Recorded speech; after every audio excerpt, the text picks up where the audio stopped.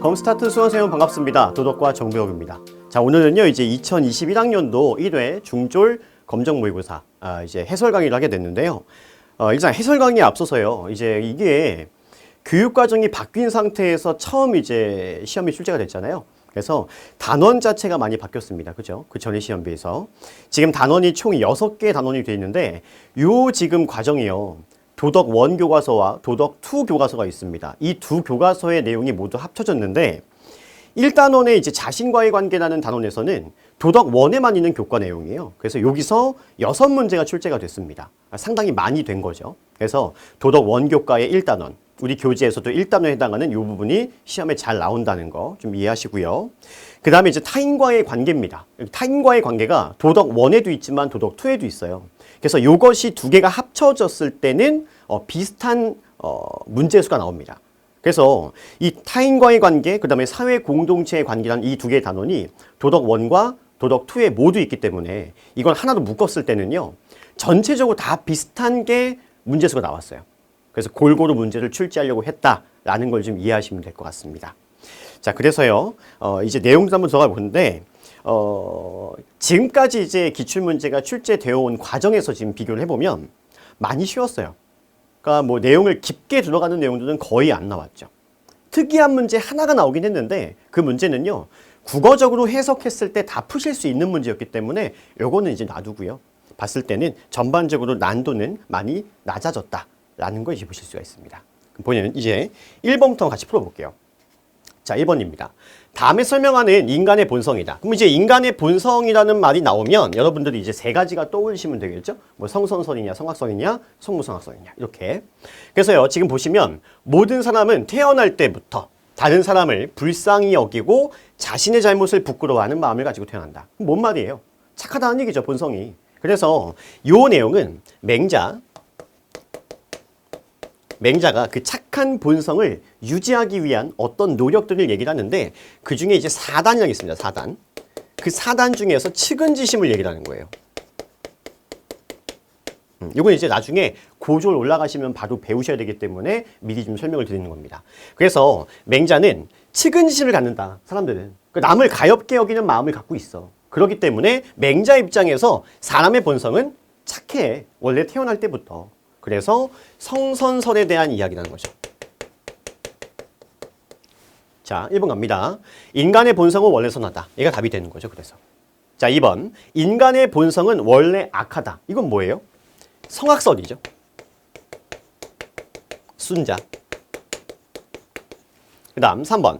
인간의 본성은 원래 선하지도 악하지도 않다. 나중에 태어난 이후에 환경에 의해 결정이 돼. 라고 하는 것. 성무. 선악설. 고자죠. 자, 4번. 인간의 본성은 환경에 의해 결정된다. 같은 말이죠. 그렇게 해서 답 1번 이렇게 체크하시면 되는 겁니다.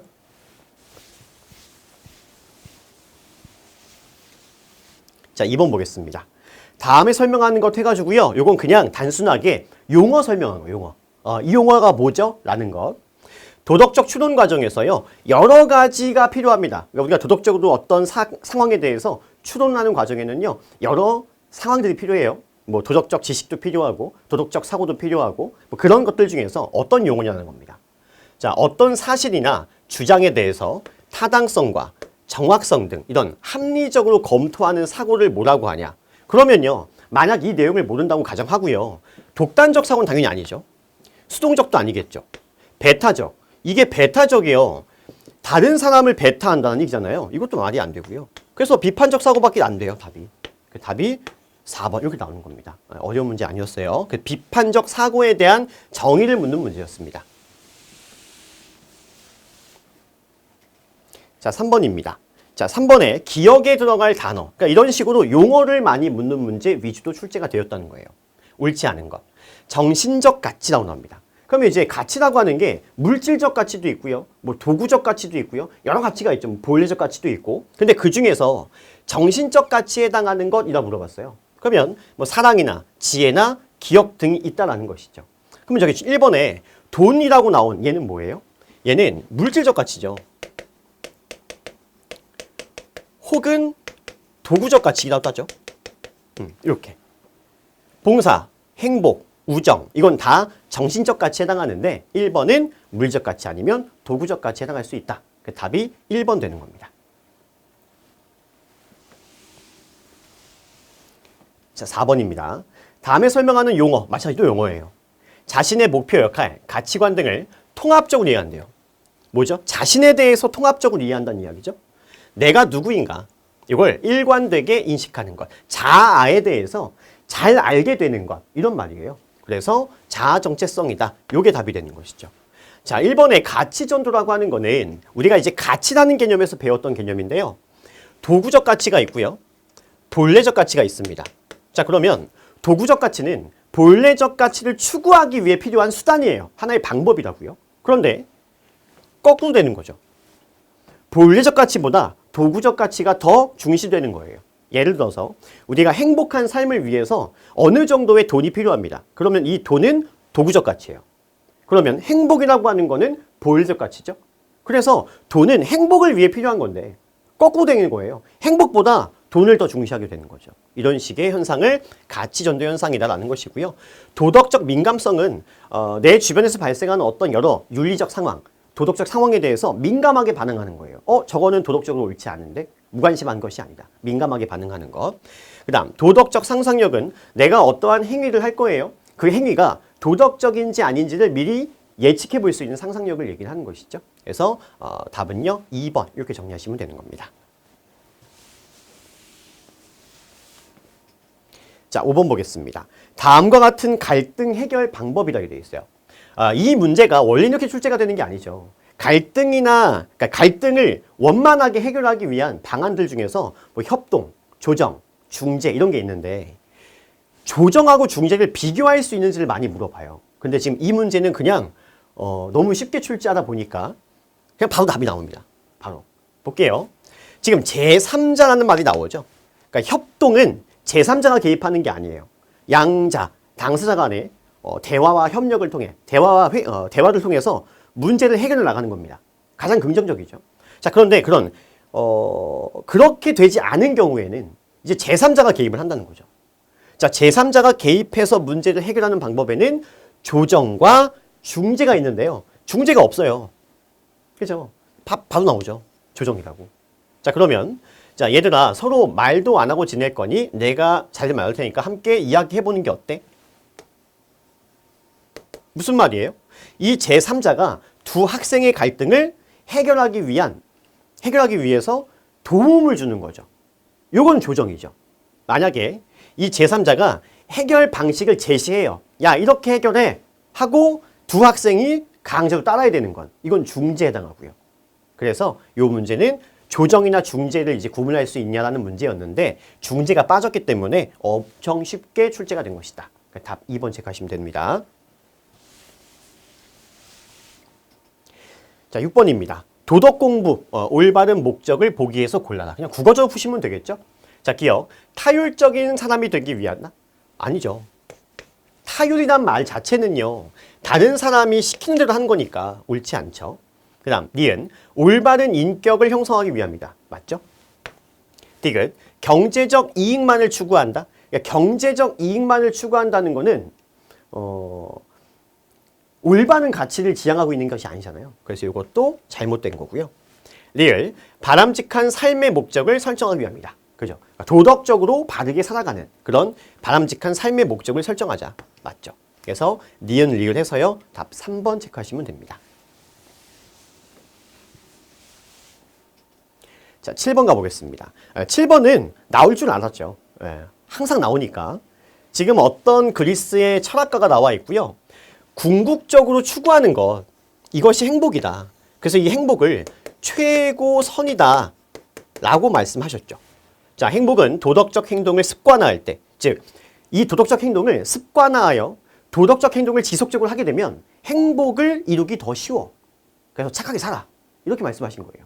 그래서 행복에 대해서 가장 중요하다라고 말씀하신 분, 아리스토텔레스가 되는 거죠. 여기서요, 이번에 이제 홉스라고 하는 분은 사회계약설, 이렇게만 이해하시면 되고요. 만델라는 이제 그 흑인, 인권운동 하신 분이다. 이 정도만 이해하시면 되겠죠? 답 4번 체크하시고요. 자, 8번 보겠습니다. 세대 간 올바른 소통 방법입니다. 이것도 너무 쉬웠고요. 자, 여기서 올바르게 대화하는 방법. 세대 간에. 왜냐하면 우리가 교과 과정에 보면 세대 간의 갈등이 발생하는 이유가 소통의 부재잖아요. 소통을 안 하니까 서로가 서로에 대해 잘 몰라요. 그리고 서로가 너무 다른 인격체니까. 그래서 대화를 많이 해야 되지 않을까? 그럼 그 대화하는 과정에서 어떤 자세가 필요해? 이런 겁니다. 경청, 남의 말 주 깊게 잘 듣자. 맞죠? 명령하면 안 되죠. 무시하면 안 되죠. 배려해야죠. 그렇게 해서 기억되고 해서 2번 이렇게 체크하시면 되는 겁니다. 자, 9번입니다. 사회적 약자를 지원하는 방안으로 적절하지 않은 것. 자, 요 문제는 헷갈리실 수 있어요. 푸시다가 여기 살짝 헷갈린데 하실 수 있었던 부분이 있습니다. 볼게요. 자, 여기 보시면 제가 지금 밑줄 치는 요런 주체들이요. 다 사회적 약자예요. 그죠? 네. 사회적 약자들이기 때문에 다 사회적 약자인데요? 뭐가 아니죠? 그럼 이제 뒤에 말을 바꿔놨을 거예요. 자, 1번. 장애인 차별을 금지하는 법률을 만듭니다. 그래서 그러한 것들을 없애나가자는 것이죠. 맞고요. 2번. 저소득층을 위한 장학금 제도를 폐지한다. 말이 안 되죠. 네. 3번. 이주 노동자들에게 한국어 강좌를 주기적으로 제공한다. 그래야 한국 사회에 빨리 적응하고 잘 살 수 있으니까. 4번. 경제적으로 어려운 소외계층을 위해 생계비를 지원해준다. 맞죠? 그래서 옳지 않은 것 2번. 빨리 푸신다고 막 앞에 것만 쭈쭈 푸시면은 뭐죠? 이렇게 됐을 수 있을 겁니다.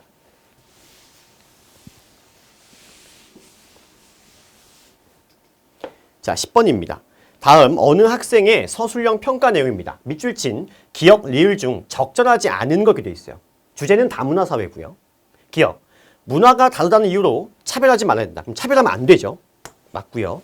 니은, 다른 문화에 대한 편견과 고정관념을 버려야죠. 가져야 되는 것이 아니다. 디귿, 문화 상대주의적 태도를 갖는다. 맞죠? 리을, 다른 문화를 배려하고 존중하는 자세. 즉 이것이 문화 상대주의적 태도죠. 맞죠? 그래서 옳지 않은 것 니은해서요. 2번 체크하시면 됩니다. 그러니까 지금 해설을 하면서도 너무 쉬워가지고 이거 뭘 어떻게 말씀드릴까 지금 고민이 됩니다. 그죠? 많이 쉬웠어요. 자, 11번. 인권의 특성이다. 자, 인권의 특성 하면은 뭐 있죠? 천부성이 있죠. 그 다음, 불가치성, 불가침성, 항구성, 뭐 등등등 뭐 이런 게 있어요. 인권의 특성에는.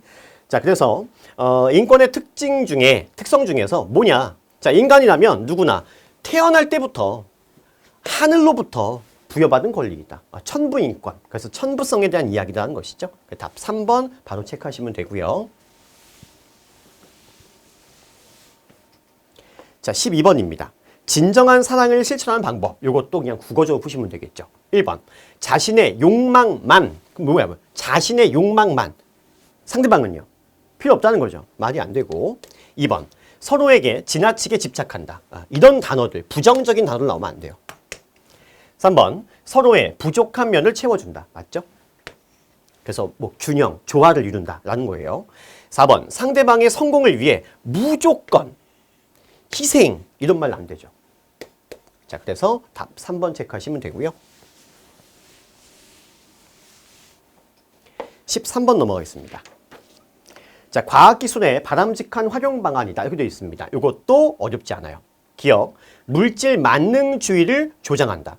물질 만능주의를 조장한다는 거는 어떠한 물질은 모든 걸 다 해결할 수 있어.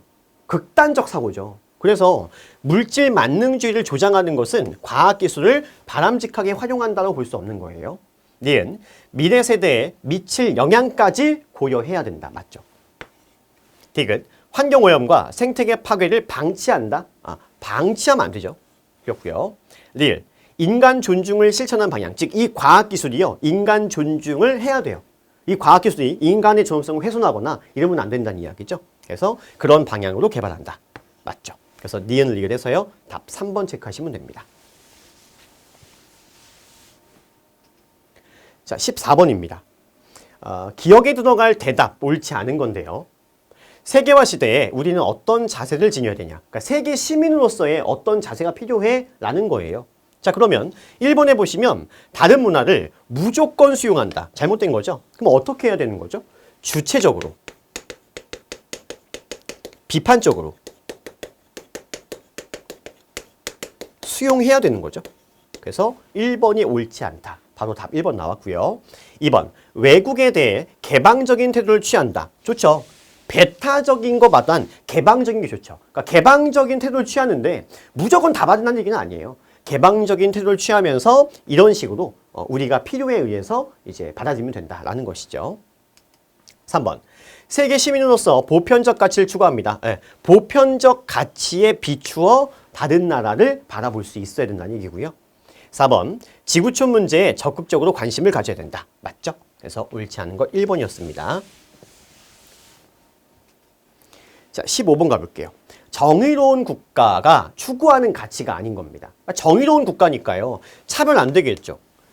그죠? 바로 나오죠? 복지, 좋아요. 평등, 분명히 있어야 되는 거죠. 인권이니까. 공정해야 되죠. 차별은 아니다. 답 2번 체크하시면 됩니다. 자, 그 다음 16번입니다. 정보화 시대의 도덕적 문제라고 되어 있어요. 자, 땡땡과 그의 친구들은 나를 단체 대화방으로 초대해서요. 욕을 하며 괴롭히기 시작했다. 지금 사이버 공간상에서 어떤 폭력들이 이루어지고 있는 거죠. 그래서 이걸 우리는 사이버 폭력이다 혹은 사이버 불링이다 라고 얘기할 수 있는 겁니다. 그래서 답 1번 바로 나오고요. 나머지는 전혀 관계가 없었죠. 답 1번 체크하시면 됩니다. 자, 17번입니다. 의미를 보시면 지금 성품과 행실이 깨끗하고 맑으며 탐욕이 없는 것. 이게 뭐예요? 청렴에 대한 이야기죠. 청렴. 그래서 바로 답은 3번 나오는데 이 실천 방안에 맡은 일을 공정하게 처리하고 뭐 청탁 금지법이라고 해서 청탁을 금지하는 법이라고 해서 청렴과 관련된 이제 사례들이 나왔는데요. 하나만 더 추가할게요. 이 지금 청렴과 관련된 사자성어 중에 하나가 견리사이라는 게 있어요. 견리사이. 이게 뭐냐면 만약에 이익을 내가 접하게 되면 옳은 건지를 먼저 생각한다 라는 거예요. 그래서 우리가 이제 나중에 고조 올라오시면 공직자에게 필요한 청렴이라는 의식에서 견리사이라는 이제 말이 나오거든요. 요거는 좀 미리 학습을 해두시면 편할 겁니다. 그래서 이익을 내가 접했을 때 옳은 것인지 아닌지를 먼저 파악한다는 것. 이게 견리사이의 자세다. 이런 게 필요하다라는 겁니다. 답 3번 체크하시면 되고요. 18번입니다. 기억에 들어갈 용어에 되어 있죠? 자, 주로 삶의 시련이나 고난을 겪더라도 곧 이겨내고 본래 자리로 돌아오는 긍정적인 마음의 힘을 뜻한다. 요게요, 교과 과정에 없어요. 이게 특정 교과서 나왔던 것 같아요. 이 내용 자체가. 그런데 모른다 하더라도요, 쭉 보자는 거죠. 황금률이라고 하는 것, 뭐 고정관념, 갈등벽, 요거는 대충 아실 거예요. 그죠? 황금률이 뭐죠? 남에게 대접받고 싶은 것처럼 너도 남을 대접해 라고 하는 기독교에서 얘기하는 윤리죠. 그래서 1번은 아니에요. 2번 고정관념, 뭐 한쪽에 치우쳐 있는 고정되어 있는 생각들을 얘기하는 거잖아요. 이것도 안 되고요. 갈등 비용이랑 말도 안 되고요. 이 회복 탄력성이라는 말. 자, 힘들어요. 어려움을 겪었습니다. 그렇지만 곧 이겨내고 본래의 자리로 돌아간다. 회복이죠. 회복하는데 그게 이제 탄력적으로 회복된다는 얘기잖아요. 그래서 탄력 회복성이다. 답 4번이었다는 거죠. 이게 조금 생소했던 문제입니다. 그런데 몰랐다 하더라도 그냥 국어적으로 해석해서 충분히 푸실 수가 있었던 문제예요. 19번 보겠습니다. 자연관 나왔죠? 자, 인간은 자연의 일부라고 여긴다. 자연의 본래적 가치를 중시한다 볼게요. 자연의 본래적 가치를 중시하는 관점 하나고요. 자연의 도구적 가치를 중시하는 관점 두 가지를 배웠잖아요. 그래서 지금 자연의 본래적 가치, 즉 자연도 가치가 있다. 도덕적으로 고려해야 되는 거야. 그래서 인간과 자연의 조화. 인간은 자연의 구성원일 뿐이야 라고 보는 거죠. 그래서 이거는 생태주의적 입장인데 자연의 도구적 가치를 중시한다. 인간이 자연을 지배하는 것은 정당해 라고 봤던 거는 인간 중심주의적 가치관이었죠. 그래서 이 두 개를 비교하면 되는 거예요. 그래서 지금 나와 있는 제시문은 생태 중심주의다. 답 1번 체크하시면 되고요. 이것의 반대, 예, 인간 중심주의는 자연의 도구적 가치를 중시한다는 것. 그래서 뭐 이성을 가진 인간만이 도덕적으로 고려해야 될 대상이다. 자연은 인간이 쓸 수 있는 거야 라고 본 것. 그래서 이 인간 중심주의가 지나치게 되면 환경 파괴, 지나친 개발로 이런 문제가 나타날 수 있다라는 것까지. 그래서 생태 중심주의와 인간 중심주의 두 가지를 비교하시다. 이런 이야기입니다. 답 1번이었습니다. 자, 20번 볼게요. 기억에 공통으로 들어갈 용어는 이렇게 되어 있습니다. 평화 감수성이란 말이 나왔고요. 이런 것들을 기르기 위해서는 폭력에 대해서 민감성을 갖고요. 어떤 능력을 갖춰야 된대요. 자, 여기서 이것이란 다른 사람의 감정을 함께 느낀다. 쉽게 설명해 놨죠. 공감이다. 그래서 답 1번 되고요. 혐오라고 하는 거는 뭐 증오하고 기피하는 어떤 감정들을 얘기하고 방관은 못 본 척하는 거죠. 그 다음에 억압이라고 하는 거는 자유를 없애고 억누르는 것. 이런 이제 단어들 기본적으로 아시면 되고요. 모른다 하더라도 당연히 공감이다라고 쉽게 이제 유추할 수가 있을 겁니다. 답 1번 체크하시고요. 21번 가볼게요. 자, 바람직한 시민의 자세다. 이것도 국어적으로 보시면 됩니다. 자, 1번 공직자의 잘못은 항상 용서한다. 아니죠. 2번 시민 각자가 주인의식을 가져야 된다. 맞죠? 3번 국가 구성원의 책임과 의무를 소홀히 하면 안 되죠. 열심히 해야 되죠. 4번 자신의 권리를 추구하기 위해 공익을 침해한다? 아니죠. 자신의 권리라고 보면 이게 뭐 사적인 이익이다 라고 본다면 사익과 공익의 조화를 추구해야 되는 거죠. 그래서 침해하면 안 돼요. 답 2번 체크하시면 됩니다.